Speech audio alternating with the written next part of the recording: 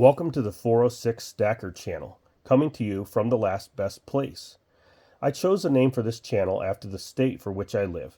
The state of Montana is the fourth largest state in the Union at just over 145,500 square miles.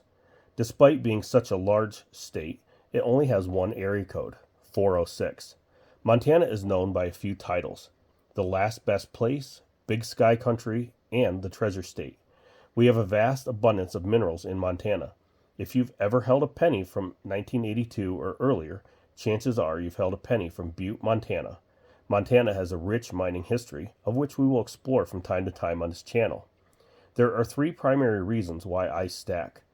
First is the lack of trust in our government and fiat currency. Silver and gold are real money that can be traced back thousands of years throughout history.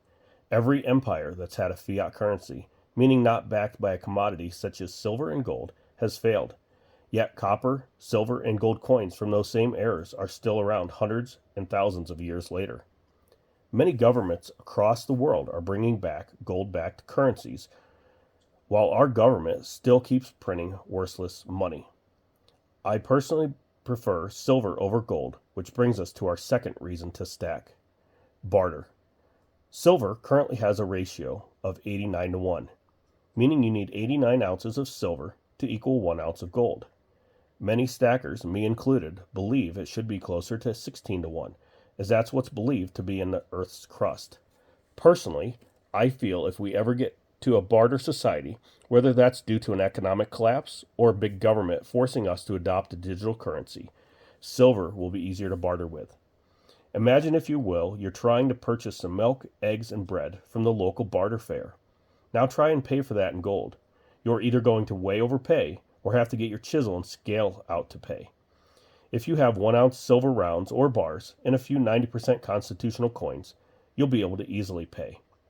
Even with the extremely overpriced Valcambi bars that can be broken up, a 1 gram piece of gold is still too big.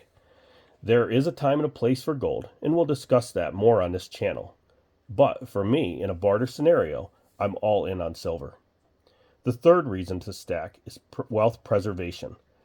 Unlike savings accounts that can be inflated away or stolen by the bank during a bank bail-in, silver and gold will always maintain value. The coins my grandfather had still have value today. My family has been stacking for 4 generations before stacking was even a thing. Now, I'm not going to say that my grandfather was a serious stacker with piles of silver, but he knew the value of real money. When the U.S. stopped minting silver coins and shortly after left the gold standard in 1971, my grandfather proposed that any silver coming through the little country store would be saved. Here are some examples of some of the quarters that he saved: 50-cent pieces and dollars. My uncle and grandmother both saved silver coins as well. Once all the kids left the nest, my father and mother invested in precious metals as a form of wealth preservation. My mother's grandfather and father both worked in a coal mine in West Virginia.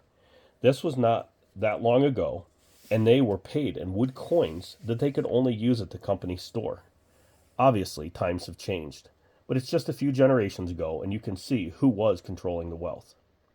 Throughout history, silver and gold have held wealth. Today is no different. If we look back through biblical history, I can show you 3 quick examples of the value of silver. In Luke 15:8-9, we see Jesus telling a parable of a woman who lost 1 of her 10 silver coins. She uses her vintage flashlight and sweeps her house looking for the coin. When she finds it, she calls her friends and family to celebrate. How valuable that 1 coin was to her. In Haggai 2:8, it's revealed, "The silver is mine, and the gold is mine, saith the Lord of hosts." Notice how silver comes before gold. Jesus was betrayed for 30 pieces of silver. Was for silver perhaps more valuable than gold? Maybe at the time. Going forward, we will discuss ways that anyone, even the poorest among us, can purchase silver and gold for whatever may be coming down the road we call life.